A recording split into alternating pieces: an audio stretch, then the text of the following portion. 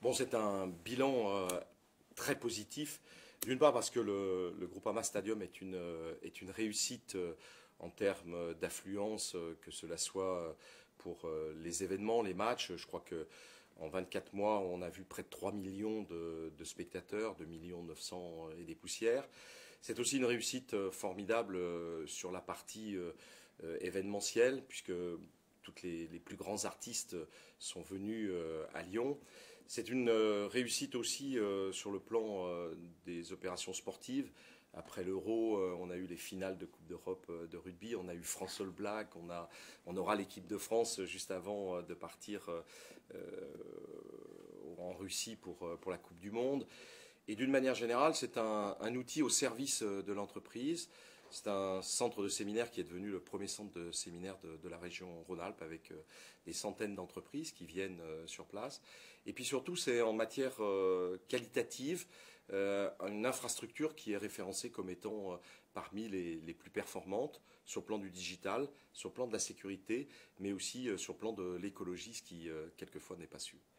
Alors on se souvient, l'une de vos volontés, votre vœu, c'était de créer de nouvelles ressources qui profitent au club financièrement.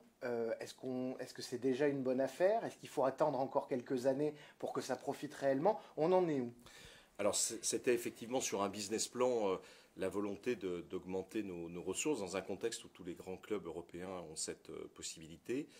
Le projet est complètement validé, c'est-à-dire que l'évolution du chiffre d'affaires global du groupe est en progression tout à fait considérable. On avait fait, je crois, 220 millions la première année, on a fait plus de 250 millions d'euros de chiffre d'affaires, c'est-à-dire le niveau de chiffre d'affaires des entreprises importantes de la région Rhône-Alpes. Nous avons des comptes qui sont redevenus largement équilibrés. Et donc, oui, on est parfaitement en ligne avec le projet. Et on devrait, si les performances sportives s'améliorent, ce qui est le but du jeu évidemment, dans les années qui viennent, pouvoir augmenter à nouveau notre revenu à l'intérieur du stade. Dernière question, là on le voit à l'extérieur, bon le stade on le connaît maintenant depuis 2 ans, mais on voit qu'à l'extérieur du stade ça bouge, l'hôtel est sorti de terre, et on voit aussi les pelleteuses côté pôle de loisirs, c'est ça, donc on va voir encore pendant cette année 2018 les choses évoluer. Oui, alors complètement, le grand projet d'aménagement autour du Groupama Stadium est en route. L'hôtel Copster, qui va permettre au groupe Lavorel d'ouvrir un hôtel de 150 chambres, 3 étoiles, nouvelle norme, sera opérationnel, on va dire, à la fin de l'été, au plus tard. Donc avec un ensemble immobilier unique. Et puis c'est vrai, vous avez raison, nous avons attaqué un certain nombre d'autres travaux. D'une part, la construction d'un ensemble de bureaux dans lequel nous allons recevoir une trentaine de médecins avec des spécialités autour du sport, médecine du sport en premier, mais médecine spécialisée autour. Un laboratoire qui vient s'installer donc sur le site, et puis le pôle de loisirs.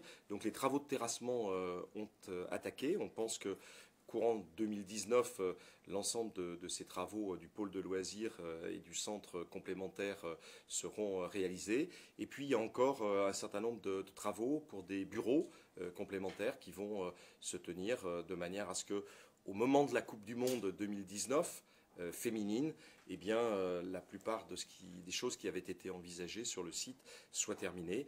Il nous manque plus qu'une liaison tram journalière parce que c'est plus de 1000 personnes aujourd'hui qui viennent sur le site en dehors des matchs, et donc c'est un niveau de trafic qui justifie une liaison journalière pour le tram.